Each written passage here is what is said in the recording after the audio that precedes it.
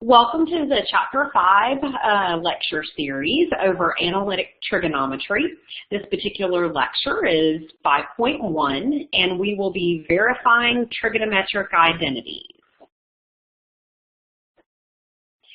So the objectives for this particular section is to simply use the fundamental trigonometric identities to verify identities.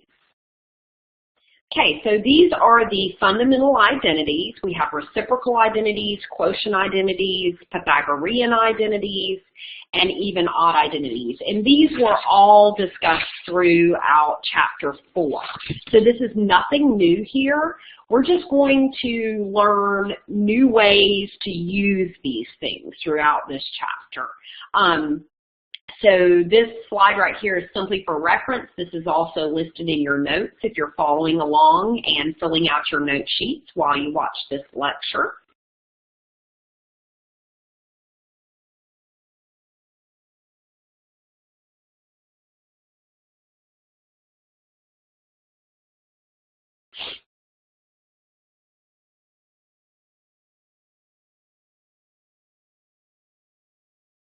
Okay, so let's fill in some blanks here.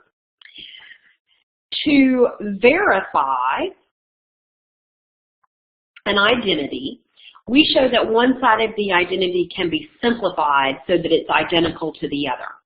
So this should remind you a lot of checking a potential solution to an equation.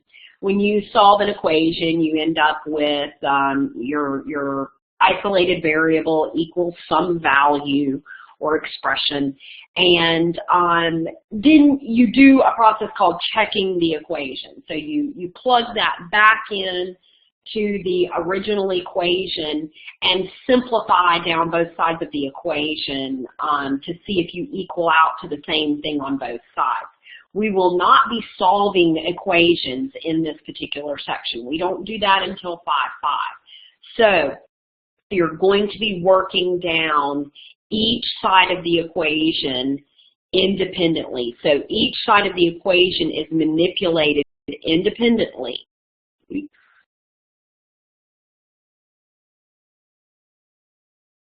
So you're going to start with the side containing the more complicated or complex looking expression. And if you substitute one or more of the fundamental identities,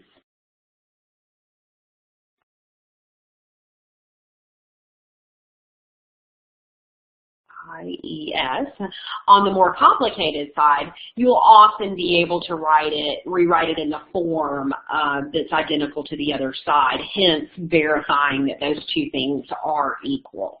So we've got 4 problems to look at. We'll go ahead and move forward.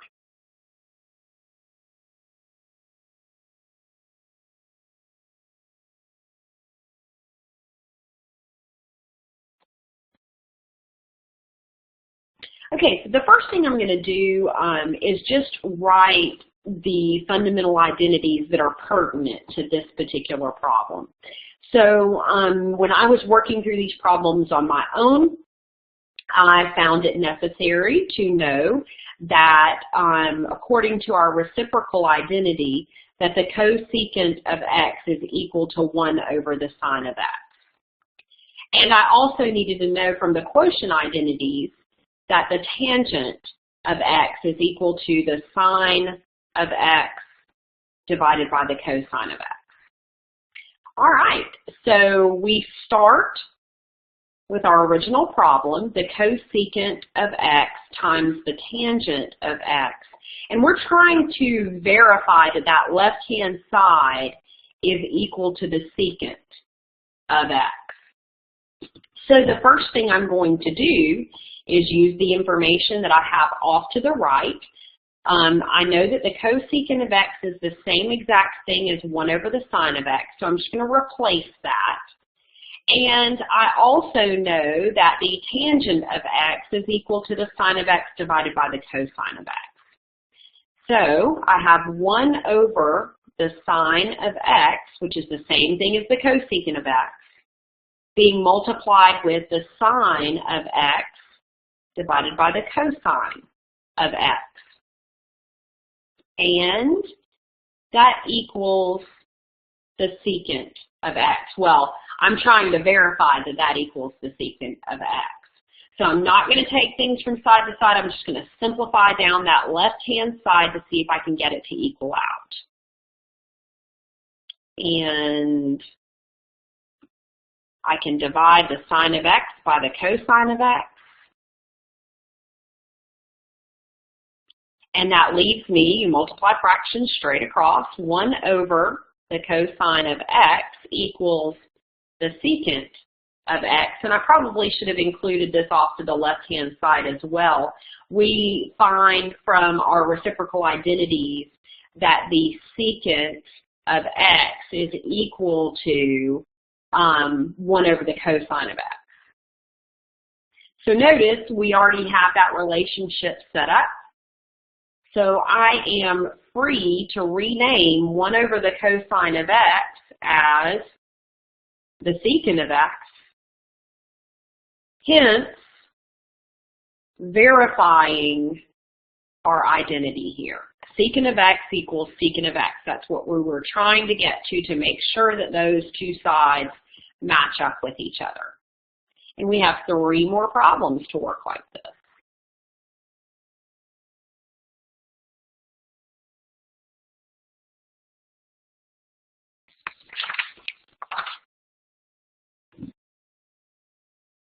Okay, so for this next problem, the fundamental identities that come into play here, so we can look at the problem and see, okay, we're trying to relate sine of x and cosine of x, and we have a subtraction happening in there.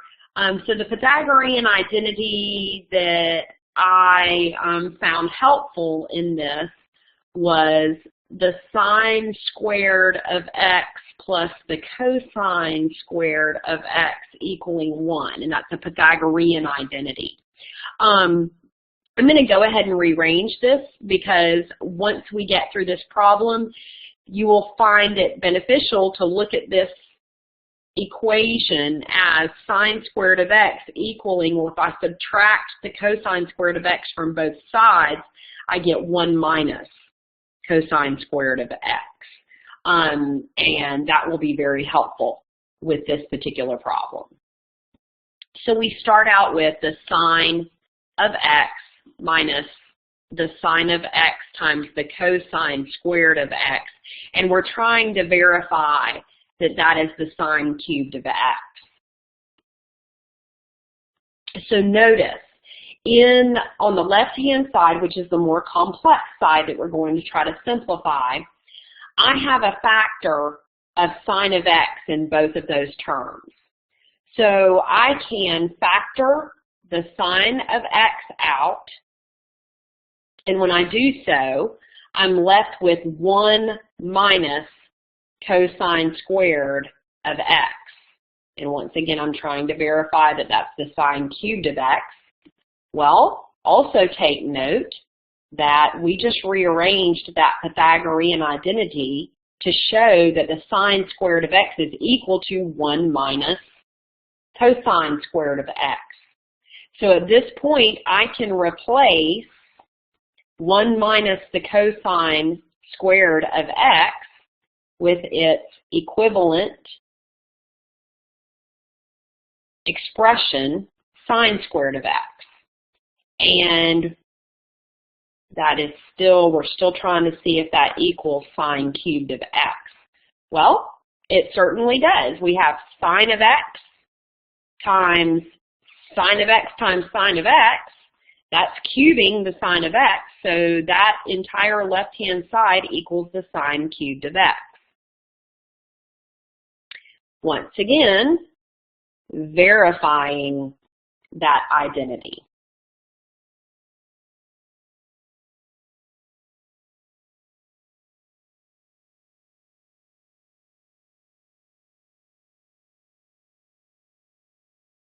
All right, here we're going to combine fractional expressions. So you have to remember how to do some fractiony math here.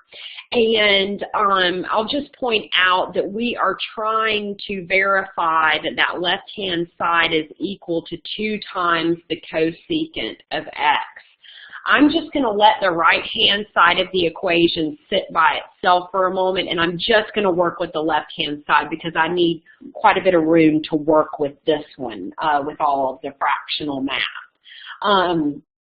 So once we get to the bottom of simplifying this left-hand side, we'll just look back up and say, oh, okay, yeah, that's what we were trying to verify. So I'm not going to carry that 2 cosecant of x all the way down. So the first thing that we encounter is adding these 2 rational expressions here on the left-hand side. And notice we've got 2 different denominators here. And to add fractions, you have to have a common denominator. So that's the first thing I'm going to do, is to get a common denominator. So I have the sine of x over 1 plus the cosine of x being added to 1 plus the cosine of x over the sine of x. Okay, so to get a common denominator, I multiply by 1 in the form of whatever factor I'm needing to join with to create the common denominator. So this first rational expression needs a sine of x. So I'm going to multiply by sine of x over sine of x, which is just 1. So I'm not changing that expression fundamentally. I'm simply making it look different. And I will need to multiply the second expression with 1 plus the cosine of x over 1 plus the cosine of x, giving it an entire factor of 1 plus the cosine of x. So I'm going to simplify.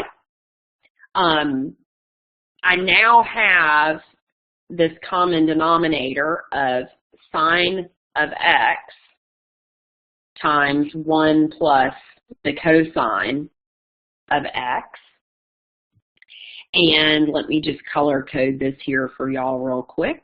When I multiply the sine of x times the sine of x, I get sine squared x, and then I'm adding 1 plus the cosine of x times 1 plus the cosine of x. And so I actually want to multiply this one out.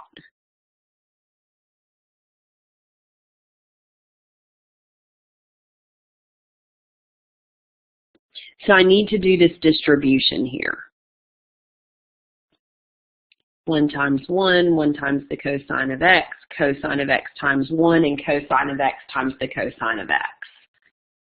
And when I do so, I end up with, still have the sine squared of x, and that's being added to 1 plus, well, I have the cosine of x and the cosine of x, which is 2 cosine of x plus the cosine of x times the cosine of x is cosine squared x.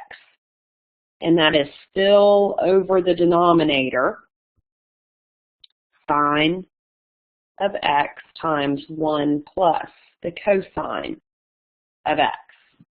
So I've got a bunch of terms in this numerator that need to be added or simplified to see if I can make some progress here. So I will point out, okay, here's a Pythagorean identity that I need to know. Let me get my green pen to write my Pythagorean identity. I have the Pythagorean identity, sine squared of x plus cosine squared of x equals 1. Well, if you notice in this numerator, I have a sine squared of x and a cosine squared of x that I can add together because they're both positive. So when I combine those things, those two things combined equal 1.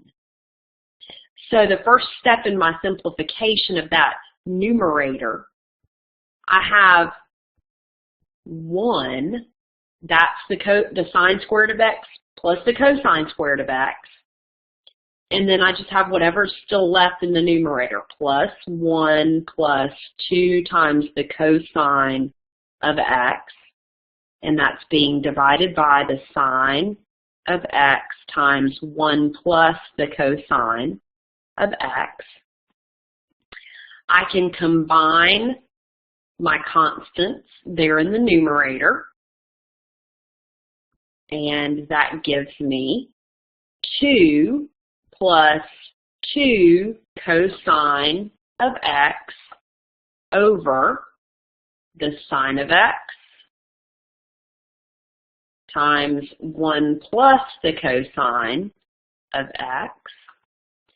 And I can factor that 2 out of the numerator as a greatest common factor. So my GCF is 2 there for that binomial. And I'm left with 1 plus the cosine of x divided by the sine of x times 1 plus the cosine of x. Anything divided by itself is 1, except for 0. And finally, I'm left with 2 over the sine of x, but I still haven't gotten to the point of being able to say that I look like 2 times the cosecant of x. So you have to be a little clever at this point. If I factor that 2 in the numerator out front, that's the same thing as 2 times 1 over the sine of x.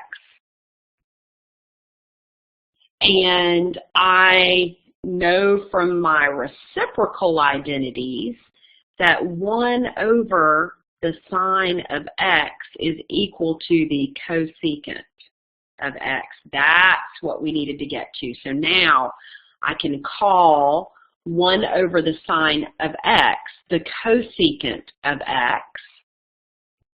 So that expression is equivalent to 2 times the cosecant of x. Let me get a different color here. So the left-hand side of the equation is equal to 2 times the cosecant of x, and that's what we were trying to verify with the right-hand side of the equation. So we have successfully verified that sine of x divided by 1 plus the cosine of x plus 1 plus the cosine of x divided by the sine of x is equivalent to 2 times the cosecant of x.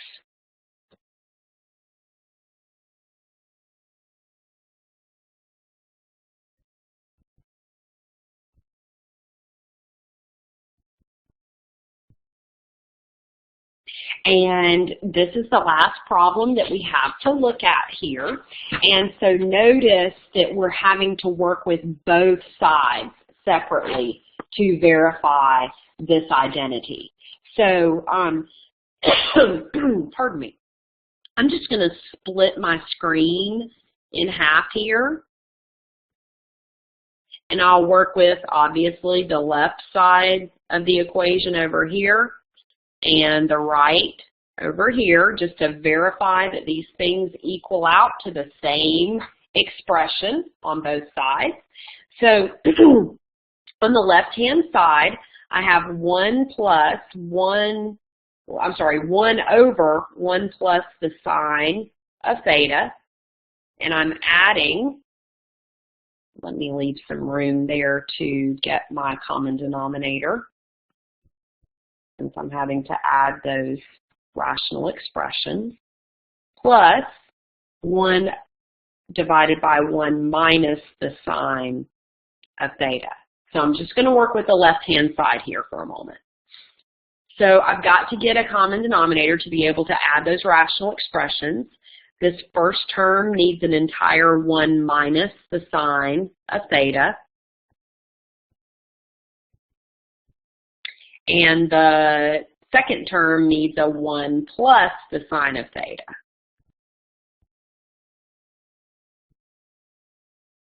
All right. So I now have my common denominator, which is 1 plus the sine of theta times 1 minus the sine of theta. And that first term, when I do the distribution, I'm multiplying 1 with 1 and 1 with the negative sine of theta. So that first term is 1 minus the sine of theta, and I am adding, let me get a different color here. I'm going to multiply 1 times 1 and 1 times the positive sine of theta. So that's adding 1 plus the sine of theta. Now notice I have opposites here. I have the positive sine of theta and the negative sine of theta. So that just makes 0. Anything combined with its opposite is 0. And I can add the 1 and the 1 in the numerator to get 2 divided by, and if I multiply the denominator out with distribution, I have 1 times 1, which is 1. 1 times the negative sine of theta is negative sine of theta. The sine of theta times 1 is the positive sine of theta. And sine of theta times the negative sine of theta is negative sine squared theta. Once again, I've got opposites sitting there, as I should, because I have multiplied conjugates. And I'm left with 2 divided by 1 minus sine squared theta. And that might actually send bells and whistles off in your head for the Pythagorean identity. The Pythagorean identity that you should be thinking of is sine squared of x plus cosine squared of x equaling 1. And if I rearrange to solve for cosine squared of x, I subtract sine squared of x off of both sides and get cosine squared of x equals 1 minus the sine squared of x. So I can restate the denominator. I have 2 over, this is simply cosine squared of x. And I cannot go any further than that.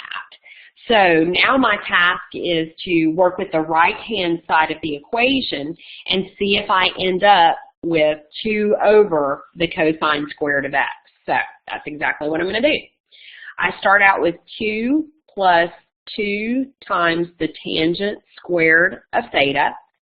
Notice I've got a GCF of 2 that I can factor out front. So this is the same thing as 2 times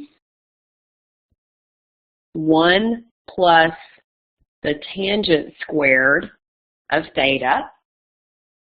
And I have another Pythagorean identity to look at. Let me get my green pen, and I'll just give myself a little bit of room. This is not part of the actual problem. This is helping us with the problem.